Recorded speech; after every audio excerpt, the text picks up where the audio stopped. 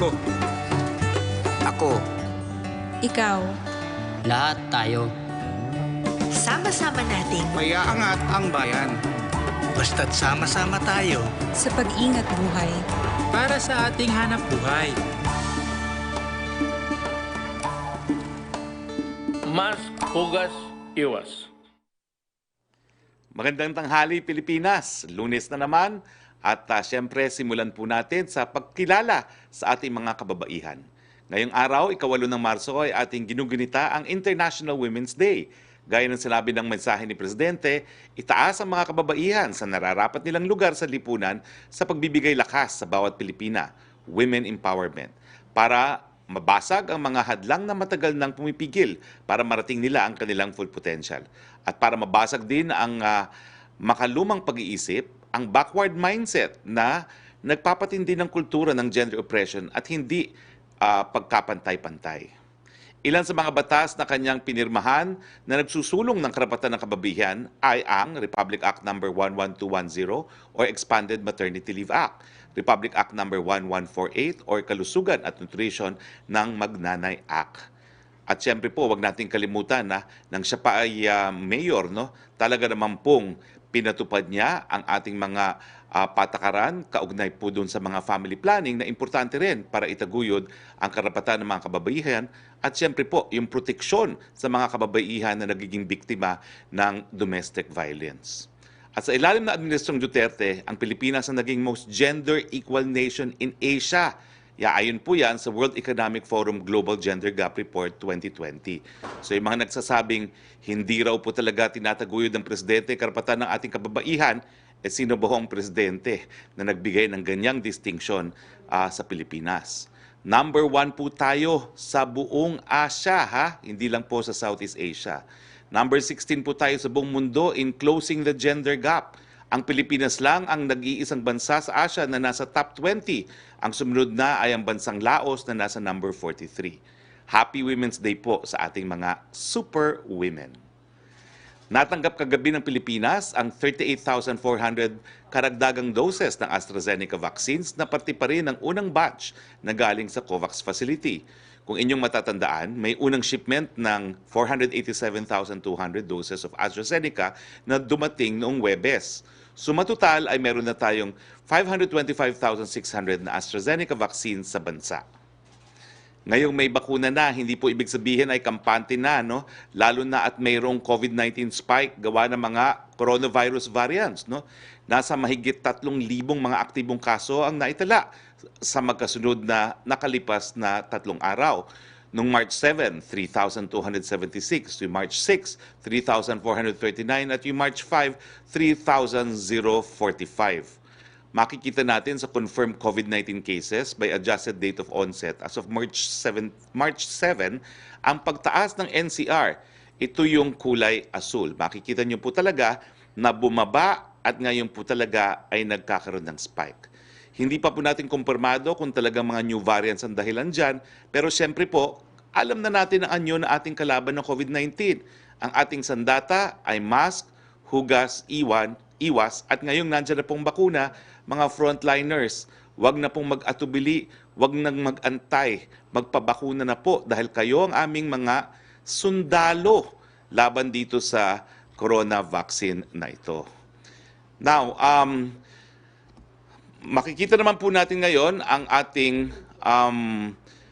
report ng mga nabakunahan na. Meron na tayong halos 30,000 or 29,266 na medical frontliners na nabakunahan. Now, as of last night po, no, yung araw lang, yung araw na yon, 4,128.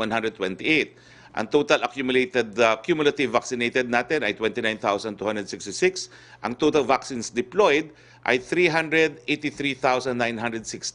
Ito po ay 329,480 na Sinovac at 54,500 na AstraZeneca.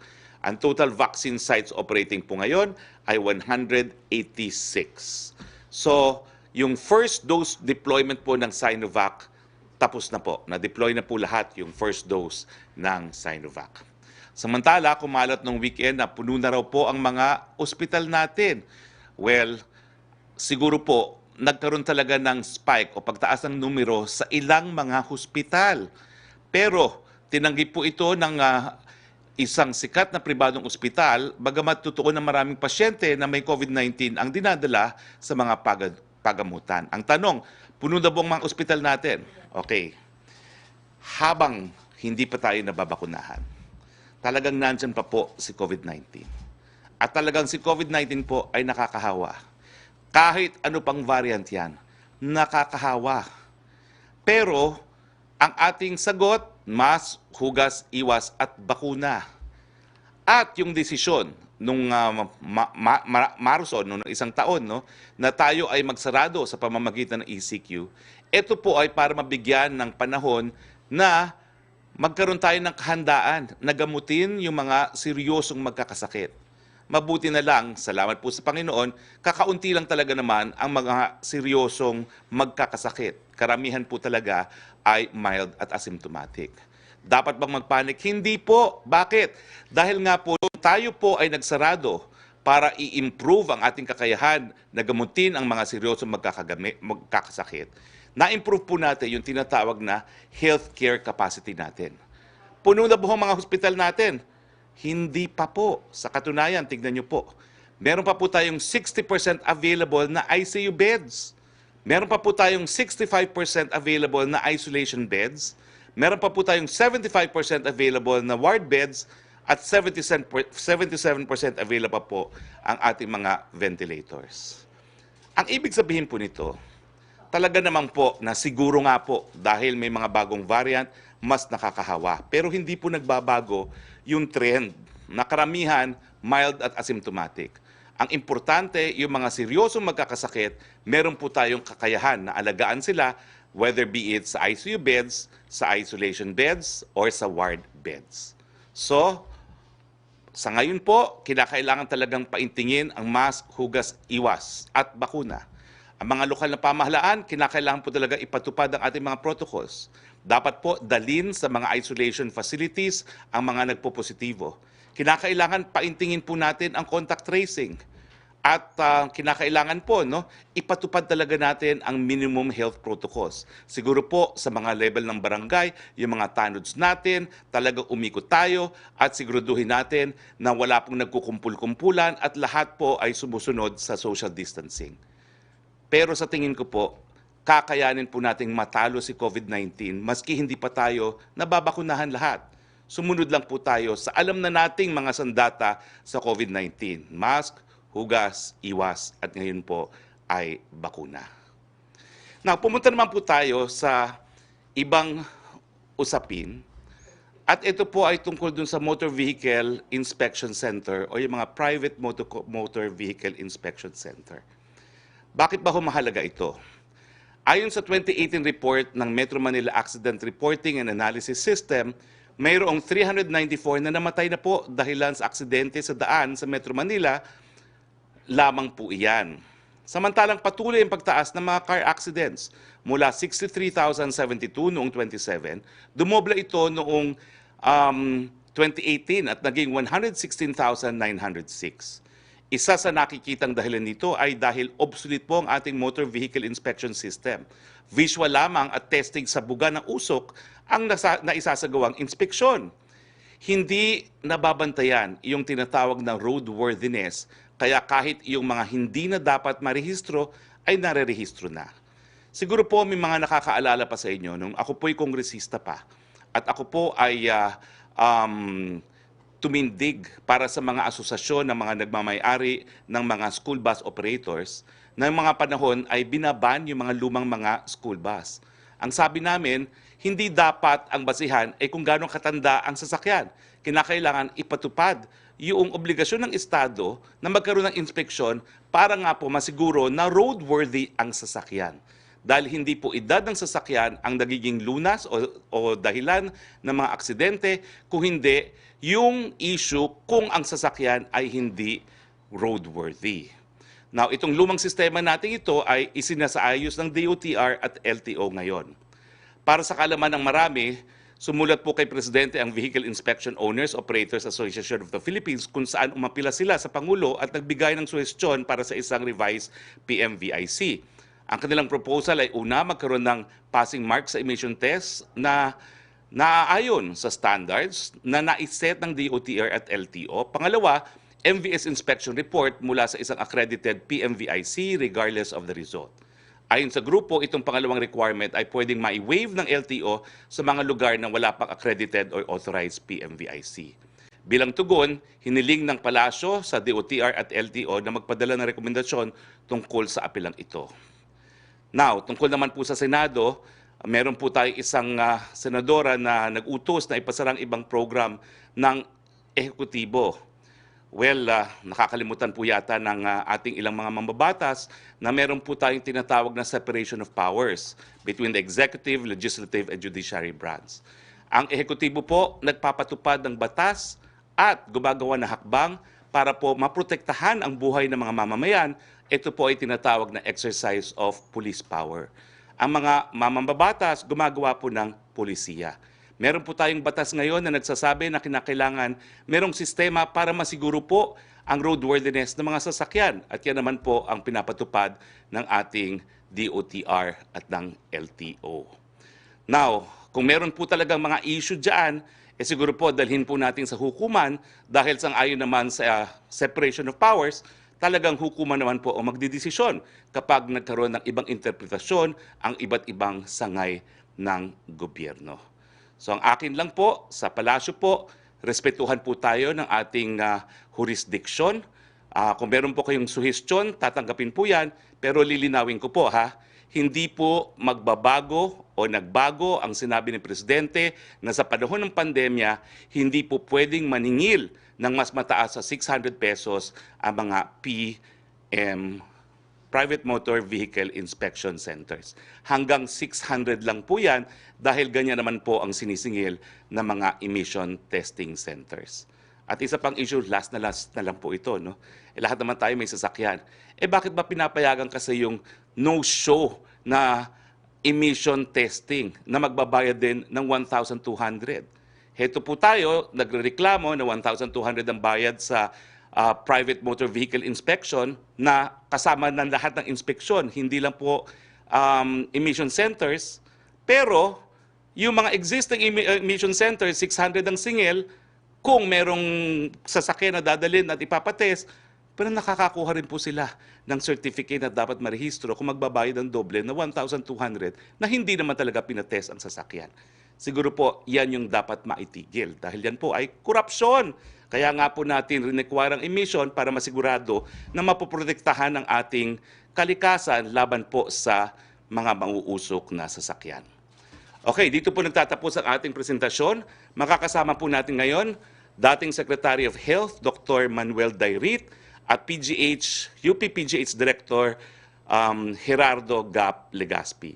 Well, at saka kasama rin po natin si Dr. Hermogenes Saludes, isang cardiologist sa Philippine Heart Center na nabakunahan na po ng Sinovac. Unahin po muna natin siguro si Dr. Manuel Dairit, dating former Secretary of Health. Sir, ang tanong, tumataas po ang mga bilang ng mga COVID cases. Ang sabi po nila yung 3,000 per day ay parang kapareho ng pinakamataas na bilang ng COVID nung buwan ng Hulyo, no? So, panahon na ba ho para bumalik sa ECQ? Ano pong inyong pananaw, Dr. Manuel Dairit? Kinakailangan na bang mag-ECQ dahil may mga ilang nagsasabi na dapat daw isarado natin muli ang ating ekonomiya? The floor is yours, Dr. Manuel Dairit. Salamat, Secretary Roque. Alam mo, itong surge na ito na sinasabi nila, siguro kailangan natin suriin kung bakit bago natin sabihin na mag-ECQ tayo. Okay. Batay sa mga statements ng Octa Research at saka batay na rin sa datos na napag-aralan namin. Ito yung mga conclusions ko. No? Una-una, yung faster, naglabas sila ng model in December and siguro na-explain sa inyo yung model na yun. But doon sa model nila, nakita nila na one, kung ang going out rate, ibig sabihin lumalabas sa mga tao, ay 75% or above. Okay? At kung ang compliance to minimum health standards is also yung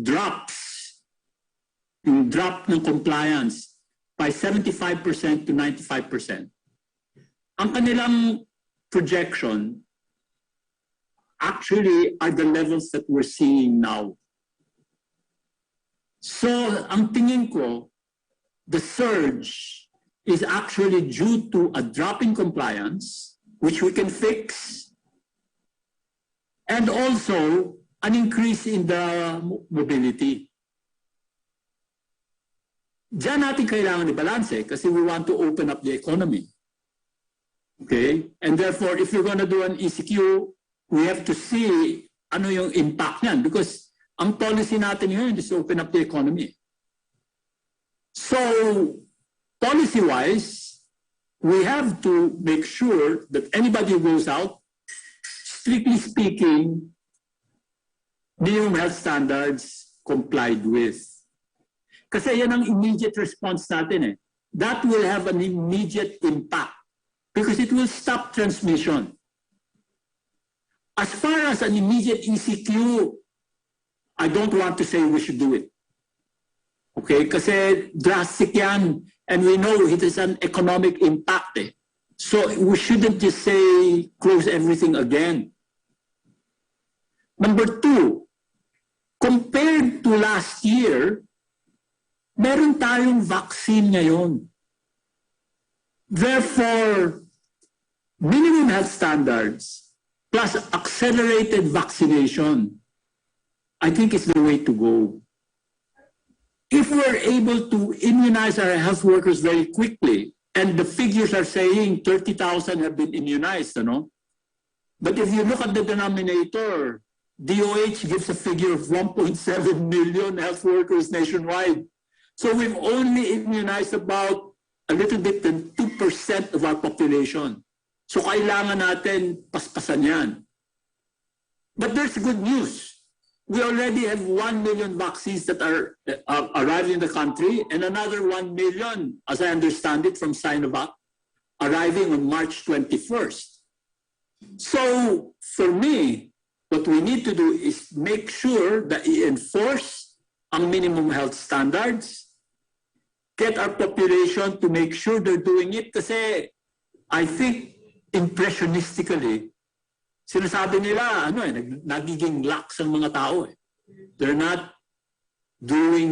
complying with minimum health standards. So those are my answers. I wouldn't say close it down immediately, okay, given the other priorities that we have in mind, particularly opening up the economy slowly and safely. Thank Maraming salamat, Dr. Manuel Dairit. Siguro po, uulitin ko lang sa ating mga kababayan, no? Nung mga panahon na nagsarado po tayo, na nagkaroon ng ECQ, ito po ay para paghandaan, palakasin ang ating health sector para mabigyan ng medical attention yung ating mga kababayan na magkakasakit ng seryoso. Handa po tayo ngayon. 60% po ang ating ICU availability, mahigit pa 60%, 65% ang ating isolation bed facilities, 75% ang available sa ward beds. Pero, ang sinasabi po ni Dr. Dairit, itong pagtaas ng mga numero sa pang-araw-araw, hindi na po natin iisipin yung surge, no? Pero ang sinasabi niya, na baka po dahil nagiging pabaya na tayo doon sa pagsunod sa mask, hugas, iwas, at bakuna. At pag tayo po ay nagpatuloy na maging pabaya, ang ibig sabihin po niyan, baka itong mga available beds mapupuno. At pag napuno po yan, dyan na naman tayo magsasarado na ekonomiya, wala na naman tayong hanap buhay, wala na naman tayong kita. So anong solusyon? Gusto natin magpatuloy magtrabaho? Kinakailangan po, paintingin natin ang mask, hugas, iwas, at panawagan sa mga frontliners, pabakuna na po dahil kayo lang naman po pwede magpabakuna. Kasama rin po natin si Dr. Gap Legaspi, Direktor ng UPPGH. Sir, kasi napabalita nung weekend na napakadami na raw kaso di umano ng COVID-19 sa PGH at wala na raw po kayong espasyo para tumanggap pa ng mga karagdagang pasyente ng COVID-19. At ito po ay nagbubunga sa takot, no? Sa parte ng ating mga kababayan na baka nga napakadami ng kaso na hindi na natin kaya gamutin ang mga nagkakasagot, ang mga nagkakasakit. Dr. Gap Legaspi, pakilinaw naman po, ano ba ho talaga ang nangyayari dyan sa PGH? Talaga bang nauubusan na kayo ng kama dahil napakadami ng COVID-19 patients o meron pong ibang dahilan? The floor is yours, Dr. Gap Legaspi. Thank you very much, Sec. Gusto ko lang pong balikan ng konti ang mga pangyayari sa COVID. Ano? Tayo po yung nagsara noong March of last year. At dahan-dahan pong binubuksan ng hospital bandang mga Hunyo at July because of the demands of the non-COVID patients. Actually po, may araw na 100 ng pasyente sa emergency room, 3 lang ang COVID doon. Karamihan po non-COVID na. No? So, napilitan po kaming buksan ng maraming beds ng PGH sa non-COVID. Dahil matagal po na mababa ang COVID patients natin, ang pinakamababa po namin experience at 58. Remember, we prepared around 200 beds at the height of the pandemic. So nung dahan-dahan po tumataas, umabot ng 108. Siyempre po, natuturo na tayo sa mga dating leksyon natin. We started opening up more beds. No? Not that we have more beds than more patients than the worst situation, but we have more patients with less COVID beds that are available to them because of the demands of mga non-COVID. So, ang sanabi pong napupuno po yung mga available na COVID beds. Pero sa ngayon po, nagbukas na kami ng mga bagong wards at babalik kami sa aming mga sitwasyon ng mga nakaraang buwan na halos 150 beds ang maging available. No? Currently, our census is about 108. Tama po kayo, may leeway kami for ICU. Ang isang na-observe po namin, marami nga yung numero, pero ang mga nalalagay sa ICU ngayon and the severe cases, hindi ho kasing dami nung dati. So, it's not true that we are being overrun by COVID patients. It's that we were na-overrun po kami ng non-COVID patients itong mga nakaraang buwan, kaya ngayon mag-a-adjust po lang po kami ulit. Nagkaroon din po ng mga sitwasyon na nagkaroon ng mga positive cases sa aming mga residente, mga doctors, and some of the personnel. Tama po ang agree po ako kay Dr. Dayrit na maaring bumababa na naman ang ating vigilance, no, na nate-trace po ito sa kumakain sila ng sama-sama na siyempre mangailangan magtanggal ng mask. Ano. Karamihan po naman sa kagandahang palad ay asymptomatic or mild. No? So, it's true that we have an increasing number of health personnel sa maaring COVID positive, but only maybe 1 or 2 that I can recall now required admission pa dahil po may mild symptoms sila at may comorbids. So, yun po ang sitwasyon ngayon, hindi po ito talagang overwhelmed. Kailangan lang po mag-reshuffle ng mga kama at mabalik yung dating kapasidad na makatanggap ng COVID patients. At pasalamat po ako kay Yusek Bong Vega at sa One Hospital Command dahil nakipag-coordinate na ho kami para mailipat po yung mga non-COVID patients sa kaya naman sa ibang hospital. So maraming salamat, Dr. Gap Legaspi. So lilinawin ko lang po, fake news na dahil sa dami ng COVID patients na pumapasok sa PGH, nauubusan na kayo ng kama. Fake news po ito. Ang madami po ay non-COVID patients. Tama ba ho ito? Opo. Maraming salamat po kasi po talagang nag-cause po yan ng concern kung hindi panic, no, sa isipan ng ating maraming mga kababayan. Puntahan naman po natin ang isang doktor na nakakuha na po ng Sinovac, no? Siya po isang cardiologist, Dr. Hemrogenes Saludes, at siya po ay doktor sa Philippine Heart Center. Sir, unang tanong, bakit ba kayo nagpaturo kaagad ng Sinovac?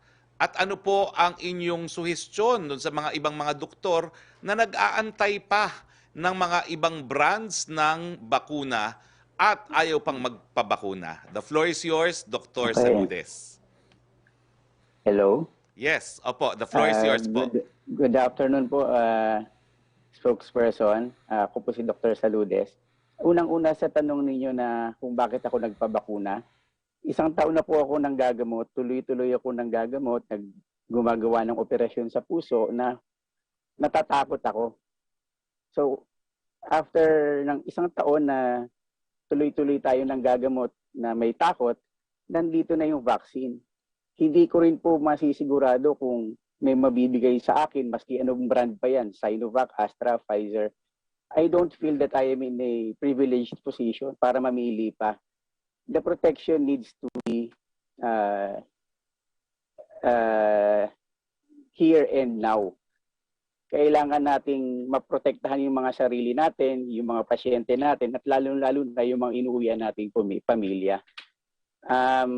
Sa akin, bilang private practitioner, I would say 75, 80 hanggang 90% nga po ng mga doktor na kaedad ko na nasa 40 to 50 years old na age group ay willing naman talaga magpabakuna kahit ano pang brand yan. Kailangan lang nating maprotektahan. Yun lang po talaga. Nawala. Okay, naghang po. Meron pong criteria kung hello? Tuloy lang po. Sila yung naghihintay pa ngayon, yung mga senior citizen doctors natin. Pero meron din po kaming mga senior doctors na nag-volunteer to receive Sinovac din po. Okay, maraming salamat, Dr. Saludes. Dr. Dairit, nakarating na ba ho sa hospital ninyo ang Sinovac? At nagpabakuna na ba ho kayo, Dr. Dairit? Alam mo, spokesperson, hindi ako medical frontliner. So, the hospital na pinakamalapit sa akin, which is Cardinal, I think nagpapakuna sila doon. Tapos meron akong kamag-anak na naoperahan recently. Alam ko, based sa sinabi niya, pag-uusap nila doon sa doktor niya, napapakunahan na rin yung doktor niya. So, nag-umpisa na sila sa vaccinations dito sa Cardinal. Okay, maraming salamat po. I hope you can all join us for our open forum. Simulan na po natin. Yusek Roque. Yes, good afternoon, Secretary Roque, at sa ating po mga bisita. Tanong mula kay Laila Salaveria ng Inquirer. 9 activists were killed in police and military operations over the weekend. Is this related to the president's order to kill all rebels, as some group allege? Does the government make no distinction between activists and insurgents? Misleading question, no? Unang-una po lilinawin ko. Meron pong batas na umiiral pag merong labanan. At ito po ang batas na umiiral sa labanan sa panig ng gobyerno at ng NPA, CPP, NPA. Dahil meron pong digmaang nangyayari, hindi po talaga bawal pumatay. Ang ating batayan ay kung meron talagang military necessity sa pagpatay. Ibig sabihin, number 1, kung necessary, number 2, kung proportionate, at number 3, if it will achieve yung objective po, no? Which is the complete subjugation of the enemy, yung pagkatalo ng kalaban. So sa batas na umiiral under international humanitarian law, kapag meron kang sandata at ikaw ay kabahagi sa labanan, pwede kang pumatay at pwede ka ring mapatay. Kaya nga po ginagawa ng lahat ng gobyerno para matigil nitong labanan. Nang sa ganon, wala ng Pilipino na napapatay ng kapwa Pilipino. Ano ba ho ang mga datos ngayon, ha? Nako, nakakalungkot po. Itong mga datos na ito January 2018 to January 2021 lamang. Ang mga napatay po, dapat ang mga sibilyan binibigyan ng proteksyon. Ang mga napatay, 50. Sa panig ng gobyerno, ang mga napatay, 143. At sa panig po ng mga terorista, 343. Nakakalungkot po yan dahil Pilipino pumamatay ng kapwa Pilipino.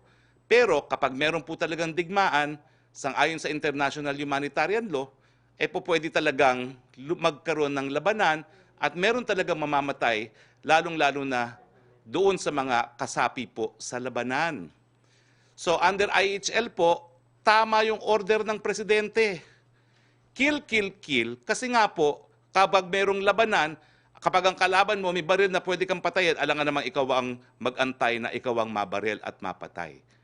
Hindi po paglabag ng batas, international humanitarian law, kapag nagpaputok ang sundalo sa isang armadong NPA fighter at mapatay ang NPA fighter. Pero ang tanong mo, meron bang distinction between dun sa mga aktivista at mga rebelde? Siyempre po meron. Isa po yan sa cardinal principle ng IHL. One of the basic limitations po ng means and method is always distinguish. Kailangan tatargetin mo lang yung mga kabahagi sa labanan at huwag mong tatargetin yung mga hindi kabahagi gaya ng sibilyan. Kaya ang sagot ko po, dun sa mga napatay na mga aktivista, ang obligasyon ng Estado po, iimbestigahan at kung makita nila na meron talagang dapat parusahan, ang obligasyon ay lilitisin at paparusahan ang mga pumatay. So yung mga 10 na napatay, iimbestigahan po natin yan kasi hindi po sila sakop ng international humanitarian law dahil nung sila ay napatay, wala naman silang hawak na barel. Pero yung order na presidente na kill, kill, kill, legal po yan dahil ang kanyang sinabing kill, kill, kill ay yung mga rebelde na meron pong hawak na armas. Sana po naging malinaw ang ating explanation. Ang second question po niya, how does the administration explain the violence in the police and military operations against activists? Well, hindi ko po alam kung ano yung sinasabi niya, no? Pero gaya ng sinabi ko, itong latest incident na ito, iimbestigahan po natin yan. At pati po si Secretary Maynard Guevara, no? Talagang nagsabi na bumuo na nga siya ng Interagency Task Force para imbestigahan ang mga bagay-bagay na ito. At I am confident po, at siguro po maimbitahan natin si Secretary Maynard Guevara bukas po, I am absolutely certain na kasama po ito sa mga kasong iimbestigahan dahil obligasyon po yan ng Estado na mag-imbestiga at lumitis sa mga gumagawa ng ordinaryong krimen na murder. Ang third question po ni Laila Salaveria, the President said in his message daw po for Women's Month that we should empower Filipinas to break the barriers that hinder them from reaching their full potential and the backward mindset that fuels gender oppression and inequality. But in January, he said the presidency was no job for a woman. What kind of support can women expect from the president that has this view? Leila, napakalaking suporta ang binibigay ng presidente sa kababaihan. Ang patunay nito ay number 1 nga po tayo, no, sa buong Asia. Ito po ay according sa World Economic Forum. We are number 1 in closing the gender gap. So yung mga kritiko, siguro ano lang talaga yan, sanay na silang pumula ng pumula kay Presidente. Pero ano ang datos? Kinikilala po tayo sa buong mundo. Tayo po ang pinakamagaling sa Asia pagdating po dun sa mga hakbang na ginagawa para maging pantay-pantay ang kababaihan sa mga kalalakihan. Hindi po natin po pwedeng ipagkait po yan dahil hindi naman yan institusyon sa Pilipinas, no? So, ihiwalay po natin yung pula ng mga taong walang ginagawa kung hindi pumula ng pumula sa katotohanan. At ito pong report ng World Economic Forum, patunay po, tinataguyod natin ang karapatan ng kababaihan at pinakamagaling po tayo sa Asia pagdating dito. Thank you, Secretary. Thank you. Punta po tayo kay Mela Las Mores. Hi, good afternoon, Secretary Roque. My first question po ay tungkol dito sa rising COVID-19 cases. Sa Malacanang side po, Secretary Roque, ano yung mga nakikita nating immediate solutions? And yun nga, nabanggit na rin natin kanina, pero ngayon po ba is declaring MECQ or EECQ as completely out of the picture na po muna? For the month of March, I don't think it is called for. Bakit po? Kasi talagang datos po ang ating pinagbabasihan. Sabihin na nating dumami ang kaso, pero nakikita naman natin handa tayong gamutin yung mga seryosong magkakasakit na 2 to 3% ng mga magkakasakit. So, 60% available ICU beds, 65% available isolation beds, at 75% available ward beds. Pero, inaatasan na po natin ang lahat. Kasama na po ang ating mga lokal na pamahalaan na hindi lang paintingin ang ating minimum health standards, ipatupad na po natin yung isolation, yung ating institutional isolation ng mga nagkakasakit. Kinakailangan paintingin na natin yung ating tracing at kinakailangan i-isolate din natin yung mga tao na nagkaroon na ng close contact at bigyan ng PCR test yung mga taong nagkaroon na ng close contact.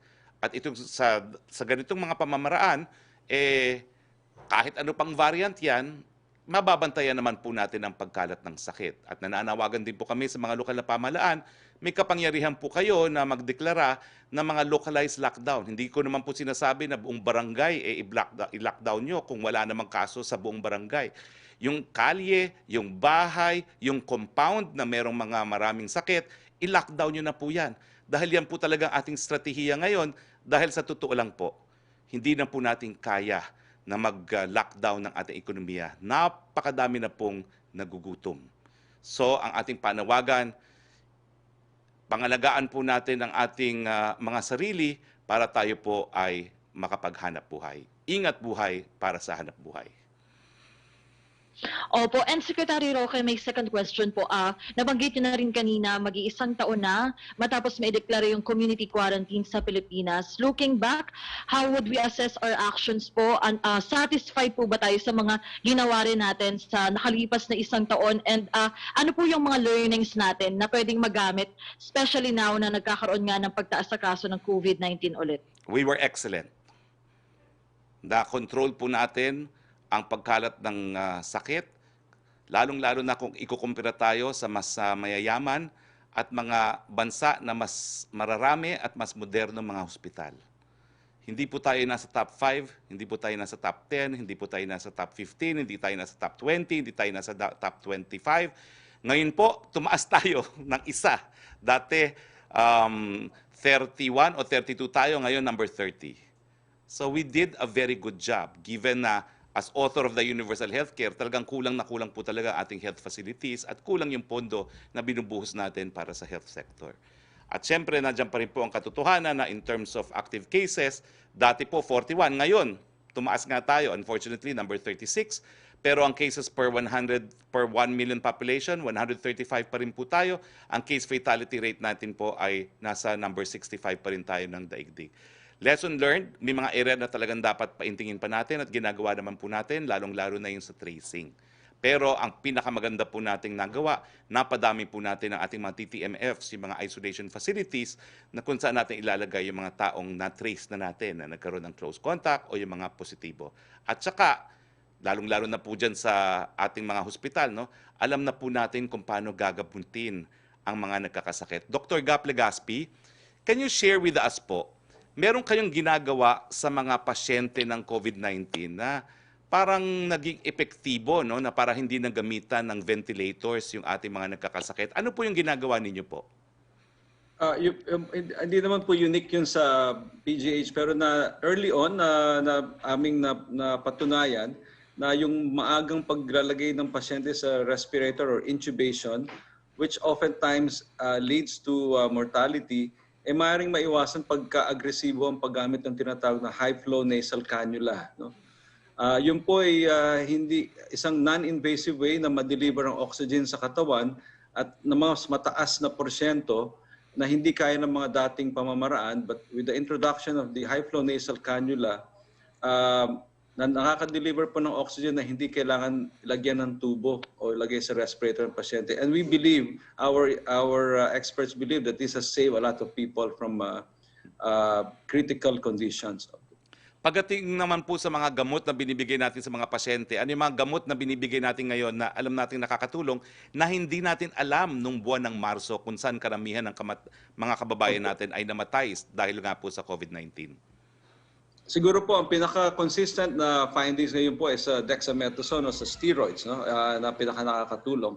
Pero yung mga una po natin ginamit na tocilizumab, remdesivir at pati convalescent plasma, hindi pa rin po tiyak ang kanilang gamit sa COVID-19. Pero may mga reports po na maganda ang resulta. Kaya hanggang ngayon, itong tatlong mga pamamaraan na ito ay nakalagay pa rin sa compassionate use. No? At may mga pasyente pa rin nag-i-improve. Kaya nandun po rin sila sa hanay ng mga pwedeng ibigay sa pasyente pagka talagang wala nang ibang maibigay na para mapagandahin ang kanyang kondisyon. I think right now it's dexamethasone na hindi natin alam nung una.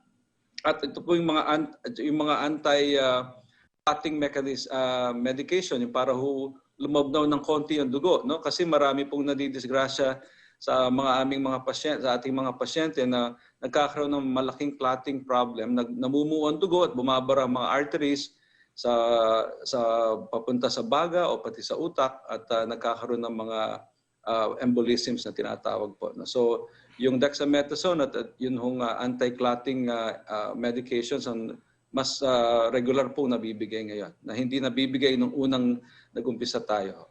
So sir, tama po ang aking konklusyon, bagamat ako hindi doktor, na kahit papaano, mas alam na po natin kung paano bibigyan ng tulong or alam na natin kung paano gamutin, no? O kung hindi gamutin, alam na natin yung better medical attention dun sa mga seryosong magkakasakit po.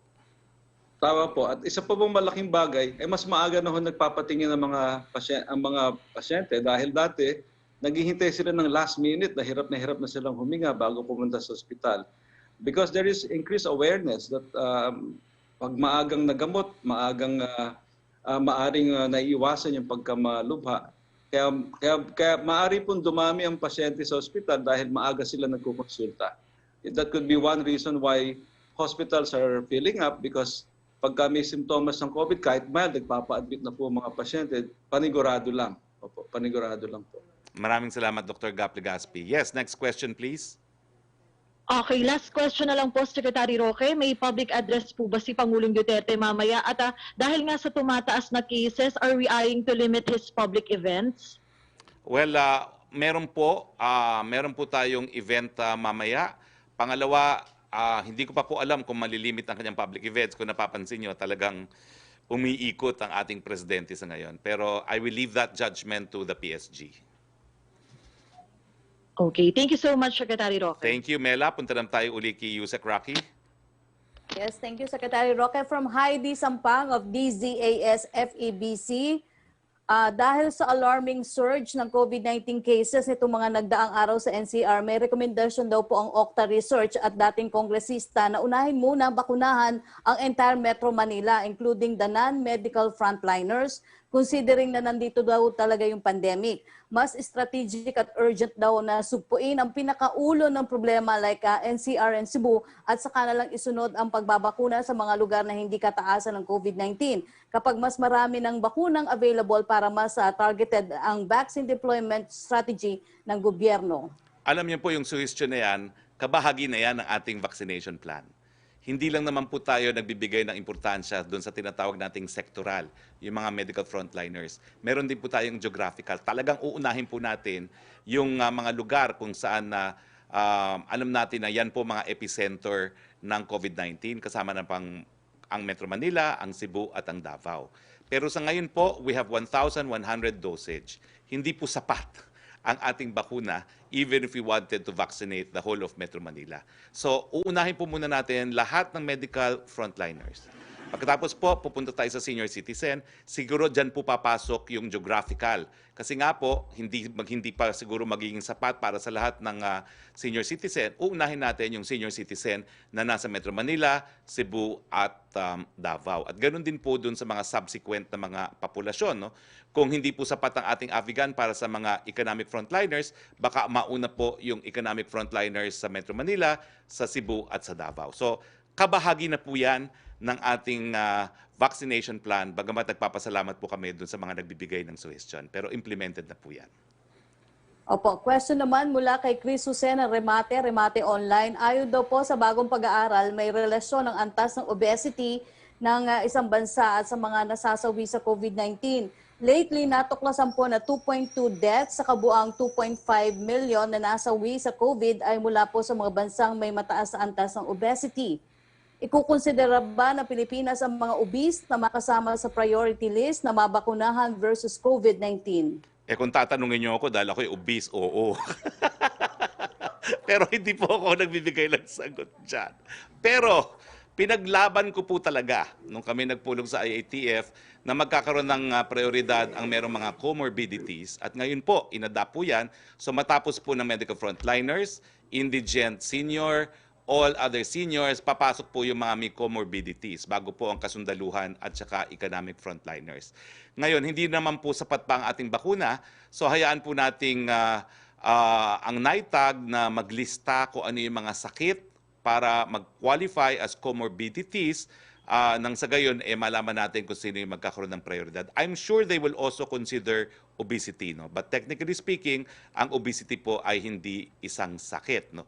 Kaya ako po pinaglaban yan. Okay, meron po akong interest dyan dahil ako'y diabetic, ako'y meron cardiovascular disease, at yan po yung mga traditional na comorbidities na napatunayan na mas matinding epekto sa COVID sa mga taong gaya ko na may ganitong mga sakit.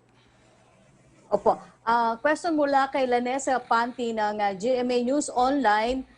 Of the 72.5 billion funding daw po ng government set aside for buying COVID-19 vaccines, how much of this has been paid to vaccine manufacturers at this point? If so, can you identify daw po these vaccine makers who already receive such payment? Okay.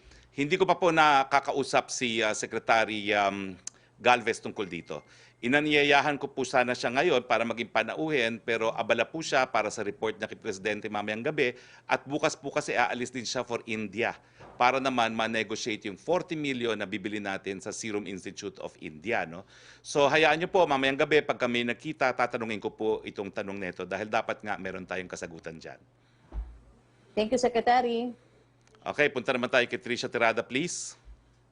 Hi, good afternoon, Spokes, and to our guests today. Sir, yung Octa Research is projecting 6,000 cases per day by the end of the month. I understand, sir, sabi niyo po kanina, we have enough healthcare capacity. But sir, if we reach at this point, na for example, 5,000 to 6,000 cases per day, will we still be able to accommodate these cases? Minomonitor naman po natin yan, no? Dahil daily po ang ating updating ng ating healthcare utilization rate, no?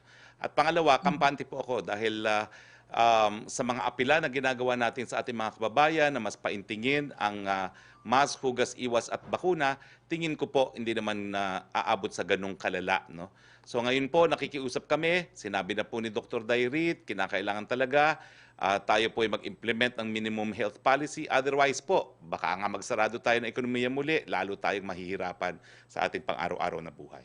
Mask, hugas, iwas, bakuna. Sir, sa IATF po, napag-usapan na ba in terms of where do you attribute this sudden rise of cases? Kasi po kagaya po ng nabanggit ng experts natin. For example, si Dr. Dairy, he's saying na probably it's in the pagiging lax in terms of compliance. Do you share the same view? And meron po bang, kumbaga, what did we do wrong? Kung bakit po tayo tumaas yung cases natin? Well, alam mo kasi yung latest studies na meron tayo, 92% naman po ang ating compliance, no? Nagsalita na rin si Yusek Vergere nung minsan na baka napapagod na yung tao, no? Dahil isang taon na silang nagmamask, hugas, iwas. Pero aking pakiusap, wag po kayong mapagod kasi ngayon nandito ng bakuna. Narito na yung simula ng katapusan ng ating problema at kinakailangan abutan natin yung bakuna. At nandyan din yung possibility talaga, no? Na nandyan yung new strain. At kung nandiyan na talaga at meron ng community ang new strain, talagang yan po will also explain why. Pero sa ngayon po, ang ating panawagan, mas paintingin pa natin ang ating minimum health standards, panawagan sa mga lokal na opisyales, paintingin ang ating contact tracing, at saka siguraduhin po natin ang positibo ay magkaroon ng institutional isolation. Sir, is there a way to speed up the purchase and delivery of vaccines? Or at this point, option po ba na mag-communicate tayo or humingi na ng tulong sa mga, kumbaga sa 10% or yung mga mayayamang bansa na may surplus or extra supply of vaccines? Kaya nga po lilipad na si Secretary Galvez sa India, at hindi lang po si Secretary Galvez yan, kasama na niya pati yung mga ilang miyembro ng expert panel group para makita na nila yung manufacturing facility ng gumagawa ng Novavax, AstraZeneca at yung Bharat, no? Doon mismo sa India. Kasi kung dito sa Pilipinas i-review yan, mga dokumento lang yan kung ano yung manufacturing process na sinusunod nila. Pero pag nakita nila yan, edi mas mapapadali pa yung proseso. So yan po ang ginagawa natin, no? Lilipad na nga papunta ng India, hindi lang si Secretary Galvez, kundi kasama na rin ang ilang mga miyembro ng expert panel group at yung mga nakaupo pa sa iba't ibang mga technical groups na binubuo po ng mga doktor. Sir, clarify ko lang po yung kanina sa tanong ni Mela. Tama po ba may address si Pangulo mamaya? Meron pong address si Pangulo from Davao, and that is why we need to cut short our press briefing dahil kung hindi po, baka lumangayo ko to Davao dahil ang eroplanong sasakyan namin ay paalis po na 2:00. Alright, thank you so much, folks. Thank you very much po. Yusek Roque? Yes, question from John Pusalan of ABS-CBN. Human rights group are calling for an investigation. What they said was the use of lethal force during police raids in Sunday that left at least 9 activists dead. Is the government going to investigate these raids? How soon can we expect initial probe findings? Okay, sigurado po ako, imbestigahin natin yan. At kung meron talaga nagkamali, lilitisin at paparusahan. Bukas po, susubukan kong kunin si Secretary Maynard Guevara para maging panauhin at pag-usapan po natin yung mga raids na nangyari noong linggo. Ang second question po ni Jam ay nasagot niyo na po at natanong na rin ni Mela Lesmoras. Yung po ikatlong tanong niya, the government aims to vaccinate 70 million people this year. We started the vaccination on March 1st. We have 306 days until December 31st. 70 million people divided by 306 days means that we need to vaccinate 228,000 people per day. Is our 70 million target still achievable given that one person would need to be vaccinated twice? Una, ang ating target ay 50 to 70. Huwag mo namang i-compute yung high-end. I-compute na lang natin yung pinakamababa na 50. At tama po kayo, no? Na napakadami na dapat mabakunahan sa isang araw. Pero kakayanin po yan kung nariyan na po ang ating mga bakuna. Kaya nga importante na si Secretary Galvez ay humanap na ng mas marami pang mga bakuna. Ano na ba ang mga bagong bakuna? No? Well, napaulat na po. Meron tayong 13 million. Darating sa second quarter, Moderna. Napaulit na rin na matapos itong Marso, may 1 million na Sinovac. Meron pa rin po tayong 1 million hanggang susunod na buwan, pero sa susunod na buwan, magiging 2 million na yan, henceforth, hanggang 25 million. No? At bukod pa dyan, inaasahan nga natin yung 40 million na bibili natin galing sa Serum Institute. No? So kampante po tayo na dumating lang ang mga bakuna, makakamit natin ang target. Bakit po? Well, kaya lang naman po tayo mabagal ngayon. Kasi binigyan nga natin ng pagkakataon na tumanggi ang mga health workers. So nangyayari po yung ating rollout parang naulit. Matapos i-roll out sa lahat ng referral hospitals, sa lahat ng DOH hospitals, hanggang private hospitals, ang Sinovac, balik na naman tayo sa AstraZeneca dahil yun yung nakalagay sa EUA, not recommended for medical frontliners. Pero ang ating mass rollout naman po, hindi po yan dadali ng bakuna sa mga kada hospital. Yan po idadali natin sa mga LGUs at ang LGUs na magbabakuna sa designated vaccination centers, kaya inaasahan natin mas mabilis po yan. Nung inimbita po natin ang mga mayor dito at sinabi nila ang mga vaccine plans nila, kaya po nilang gawin sa buong mga constituents nila within 3 to 4 months lamang. Thank you, Secretary. Joseph Morong, please. Thank you, Yusek. Hi, sir. Good afternoon. Sir, first, a little bit lang dun sa Calabarzon na incident. You've discussed na parang under the regime of a war between the CPP and the NPA and the government na yung pagpatay is justified. But how do we classify yung mga involved doon sa Calabarzon, especially the 9 activists that were killed? It's a need to investigate. Pero ang decision na sinabi ko kanina, where IHL is applicable and you're dealing with soldiers and armed NPA fighters, talaga namang ang patayan ay kabahagi ng isang digmaan. Pero kung hindi po sila armado, ang umiiral po ay ang ating batas, ang ating revised penal code at ang human rights law. So hindi po sila po pwedeng patayin unless there is necessity and proportionality. At yan po ang magiging, yan po ang iimbestigahan, no? Kung meron nga bang necessity and proportionality na napatay ang siyam na biktimang yan. Okay. Dahil kung wala po, that is the crime of murder. What's that again? Sorry? Kung wala pong necessity and proportionality, that will be the crime of murder. Okay. Okay, sir. Sa COVID, sir, the president, when he received yung Sinovac and then later on AstraZeneca, he's saying that pwede na niyang pakawalan, tanggalin or even i-relax or even tanggalin yung mga community quarantines. But that was before all these spikes, no? Right now, as we speak, do you think that is at all possible, yung gusto ni Presidente na i-lift yung mga community quarantines natin given the spikes? Well, number and do one, you think that kind of statement, sir, kind of contributed to the psyche of the public na parang, andyan na yung bakuna, so might as well just maybe relax or something? well, unang-una, napaka-speculative ng tanong natin. No? I will not speculate. Ang ating pakiusap, meron totoong spike the past 3 days at kinakailangan paintingin natin yung pamamaraan para mabawasan mga bagong kaso. Pangalawa, nakadepende naman yung instruction ni Presidente sa dami ng taong nabakunahan na rin. So kung the next month talagang dumami yung mga nabakunahan, then we will have the confidence to further open up the economy. Sir, when do we begin? Right now, the priority are the healthcare workers and even up to MUPs, military uniform personnel. But when do we begin vaccinating yung communities natin? And do you think that will help in maybe controlling the spread of the disease, the virus? I'm restating what Secretary Galvez said. Matatapos natin ang health frontliners by May, and we can begin with the economic frontliners by April. And I think the reason is obvious. Kasi ngayon sa Sinovac, kung hindi tatanggapin ng medical frontliners, magkakaroon tayo ng sobra. And since we cannot give it to the senior citizens, then we can give it to the economic frontliners. Sir, are we revisiting yung mga recent IATF resolution, such as yung allowing the cinema, allowing tourist spots, allowing provincial buses in light of these spikes? Hindi ko po masasabi because IATF is a collegial body. No? I cannot decide for them. Antayin po natin ang desisyon ng IATF. Sir, yung NITAG, I've talked to one of the members there, and she said that they have submitted yung resolution nila nung Friday as far as the AstraZeneca rollout is concerned. Will you be able to share with us the resolution on NITAG level? Well, Reso 5 has just been approved by the Department of Health. So, kaka-approve lang po niyan.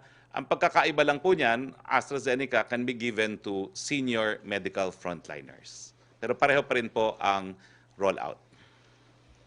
And meron ba siya, sir, sa stipulation na pag may sobra, we go down the line? Meaning we proceed to the next priority group? Well, wala pa naman pong sobra. Tsaka na natin pag-usapan yan. 1-1 pa lang po tayo and there's 1.7 million health frontliners.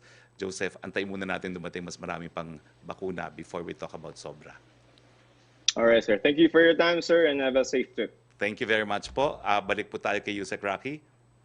Opo, tanong yung first question po ni Maricel Halili ng TV5 na sagot niyo na po, Secretary, about yung kung responsible si Presidente sa killing of activists yesterday. Ang second question po niya, Bayan muna Representative Carlos Zarate said this is a systematic crackdown of the left wing. He said this is a dangerous policy daw po because it will not only destroy one's reputation but will lead to extrajudicial killings. Your thoughts on this? Is this now a part of the government's policy? Alam niyo, lilinawin ko ha, the government does not guarantee that crimes will not be committed. The obligation of the state is kapag merong krimen, iimbestigahan at paparusahan.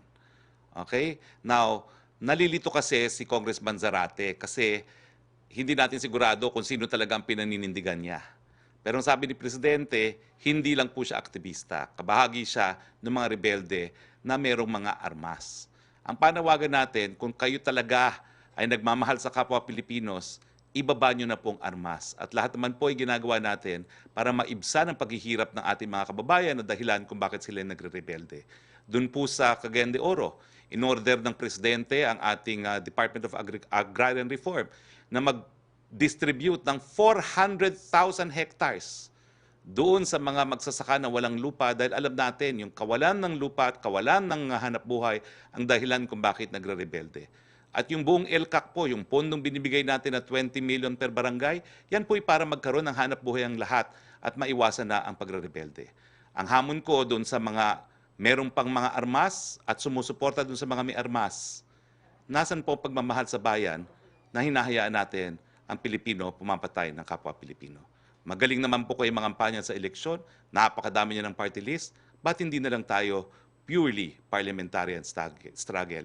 Laos na po yung mga armed struggle na yan. Thank you. Pia Ranada, please. Hello, sir. Can you hear me? Yes, I can hear you. Go ahead. Sir, there have been a lot of killings of people who've been red tagged under the Duterte government, and there have been no convictions so far, no justice. Sir, why doesn't the president create a task force on this, since he's so quick to create task forces for other things like typhoons, communism? I mean, isn't this a priority of the president given the growing numbers? Because Secretary Maynard Guevara already created that interagency committee. But sir, how come there have been no convictions yet? There's no results yet of any investigation into people who've died and were red tagged before dying. Because that's how the wheel of justice operate. No? It's not instant justice a la kangaroo court ng NPA. It takes time. But we are taking steps even with the support and the cooperation of the judicial branch of government to expedite the hearing of these cases. Kasi a lot of these killings have actually taken place even in the first year of the government, of the Duterte government. So is there a deadline? Can we have a set a target for when at least that interagency task force can publicize what it has found so far, what progress it has made in investigating these killings of red-tagged individuals? I will not pretend na wala tayong problema sa ating sistema ng katarungan. Maguindanao Massacre, the worst killing ever in peacetime in Philippine history, took more than 10 years to finish, starting from the administration of President Gloria Macapagal Arroyo, and the judgment was handed down in the administration of President Duterte. So hindi po talaga katanggap-tanggap na mabagal ang usad ng mga kasong kriminal sa Pilipinas, but that's something that all branches of government will have to deal with, not just the executive. Sir, to build confidence in these investigations, will the palace at least ask the PNP, the AFP to cooperate with the Commission on Human Rights on this? It's maybe a way to build confidence given that the CHR is supposed to be independent, whereas some critics see the DOJ is just another branch of the Duterte government. So parang they're hoping for a more impartial investigation. Will Malacanang at least ask the police and military to cooperate with the CHR if they investigate these killings? Alam niyo po, ang CHR is independent. If they want to cooperate in the investigation, they can. Hindi po sila po pwedeng pagbawalan. Pero ang sinasabi ko lang po, the obligation is for the police, and if we don't trust the impartiality of the police, then we can call in the NBI. And alam mo, sa aking karanasan naman sa CHR, talaga naman kinakailangan din itaas ang antas ng mga kakayahan na mag-imbestiga ng ating mga investigador sa CHR. Pero sa akin, siguro po, kung magtulong-tulong sila, di mas mapapabilis ang ating investigasyon.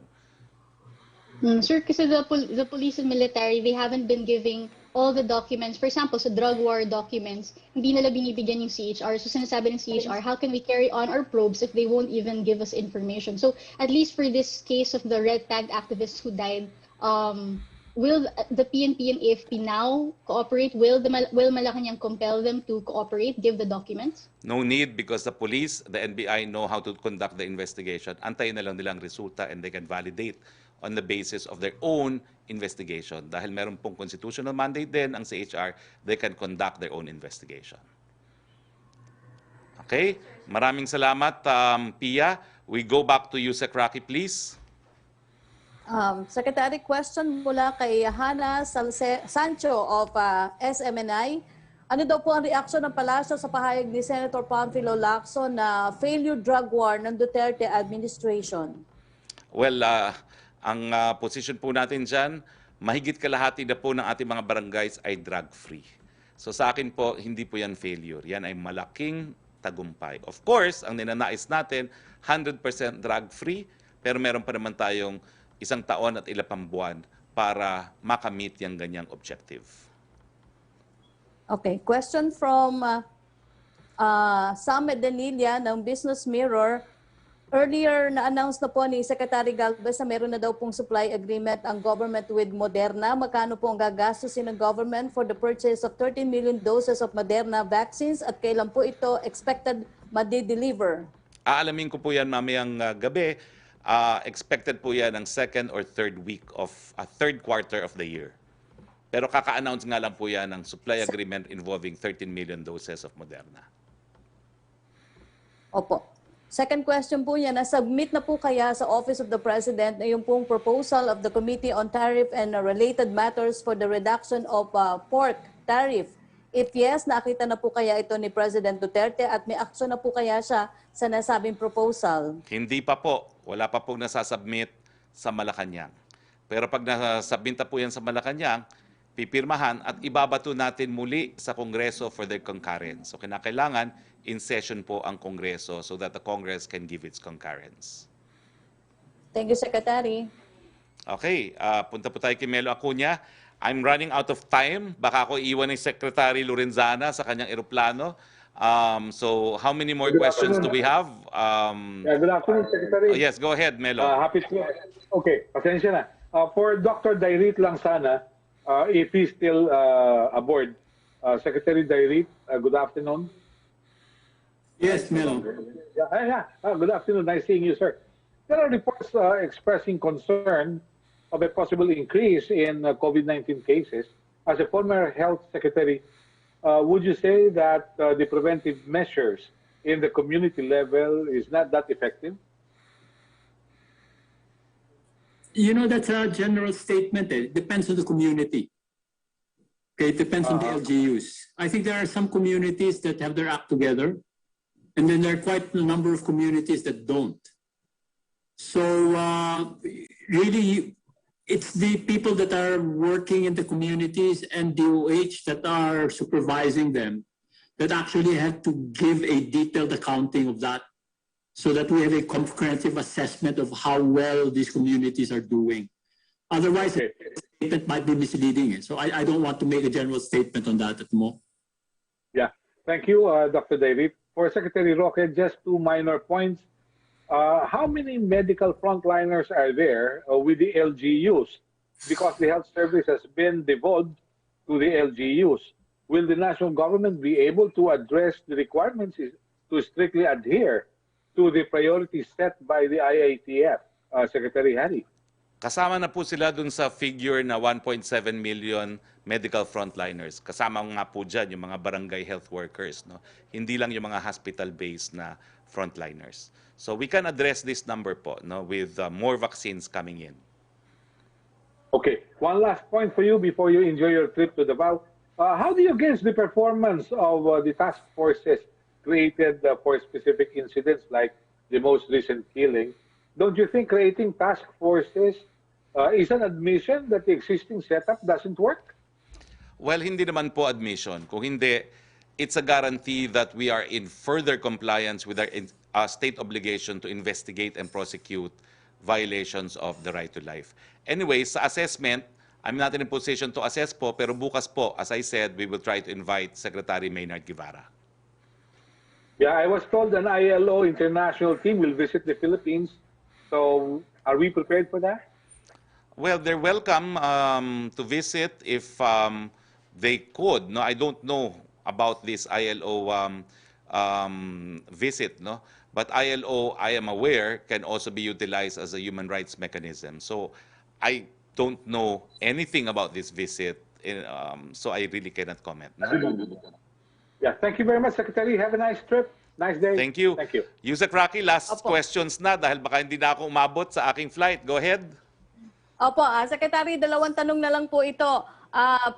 For Dr. Legaspi, tanong po ni Eileen Taliping na Abante Tonight, tumatanggap pa po ba kayo ng pasyente ng non-COVID dahil kahapon po ay may isang indigent na dinala sa PGH-ER, tinanggihan po at pinayuhang dalhin sa ibang hospital dahil COVID lang ang tinatanggap muna?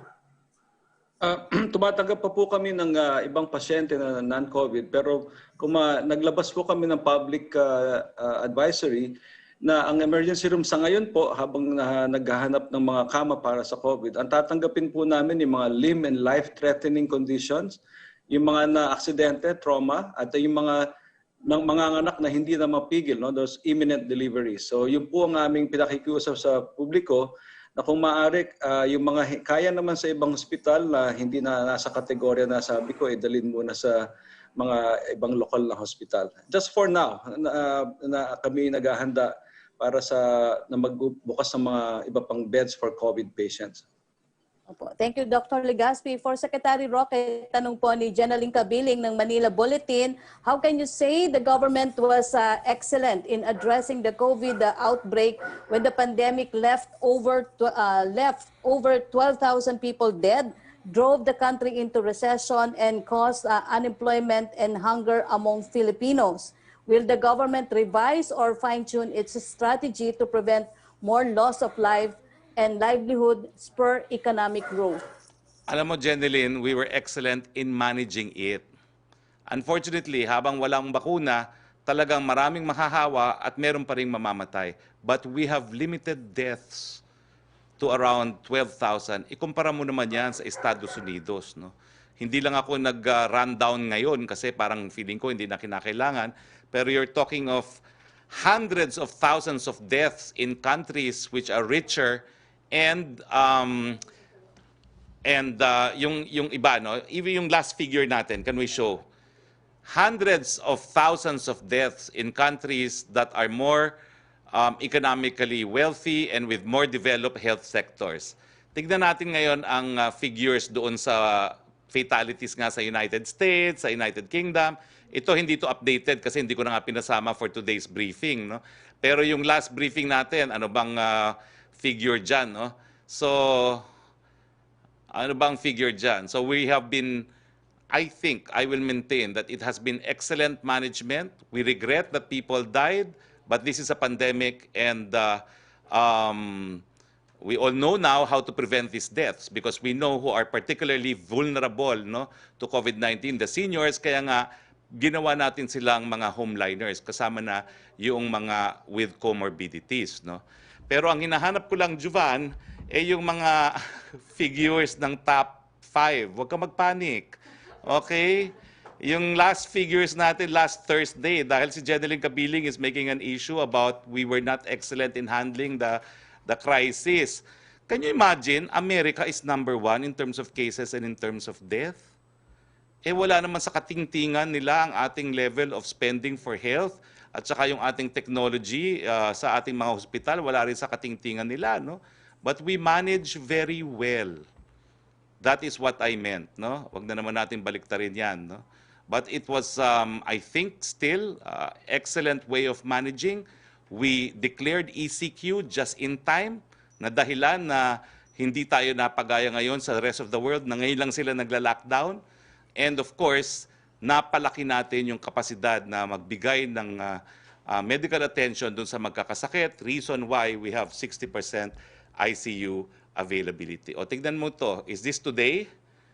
O today, ang ating global cases ay, nako, 116 million na, 830,052. Paki-flash nga sa screen. Ang US, cases, 28,998,833. Ang India, 11,210,799. Brazil, 11,019,344. Pero ang importante, tingnan yung death rate. Nasaan na yung death rates? Tingnan natin yung death rates dahil yan nga po yung importante, no? Kung ilan ang namamatay. Tingnan nyo naman ito sa Amerika. 525,031 deaths. The world's richest economy had 500,000 deaths. Followed by Brazil. Nagpapanik lang po si Jovan. Si Jovan po, meron po yung sideline in case you're interested. You can contact us. But anyway, nagpapanik siya. But anyway, yun po yung aking ibig sabihin. Pero malinaw po tayo, ha? At itong ating deaths na 2.11% is obviously katiting naman ng deaths na nangyayari dun sa mga bansa na mas mayaman at mas developed sa atin. No? So I hope that is clear. Let's give credit where it is due. Thank you, Secretary.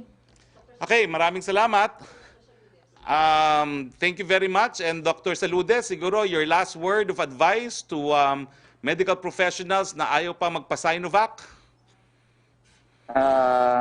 Ang ma-advise ko lang po is lahat tayo, let's avail of any vaccine available sa atin. Let's protect ourselves, our families, And only through a successful mass vaccination program can we put this pandemic to an end po. Maraming salamat po. So okay, maraming salamat po. Maraming salamat kay dating Health Secretary Manolet Dairit. Maraming salamat kay UPPGH Director Dr. Gap Legaspi. Maraming salamat Dr. Saludes. Thank you Yusek Roque. Maraming salamat sa mga kasama natin sa Malacanang Press Corps. At sa ngalan po ng ating Presidente Rodrigo Roa Duterte, ito po inyong Spokes Harry Roque nagsasabi, Pilipinas, patapos na po ang ating hinagpis. Meron na pong bakuna, meron na pong bagong pag-asa. Magandang hapon po sa inyong lahat.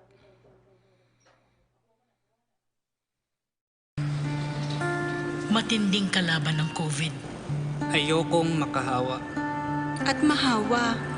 Pero kailangan ko na magtrabaho. Kaya di ako magiging pabaya. Di matigas ang aking ulo. Iingatan ko ang aking sarili. Para maingatan ang pamilya ko. Ito ang ambag ko. Ako. Ikaw. Lahat tayo. Sama-sama nating Mayaangat ang bayan. Basta't sama-sama tayo. Sa pag-ingat buhay. Para sa ating hanap buhay. Mask, hugas, iwas.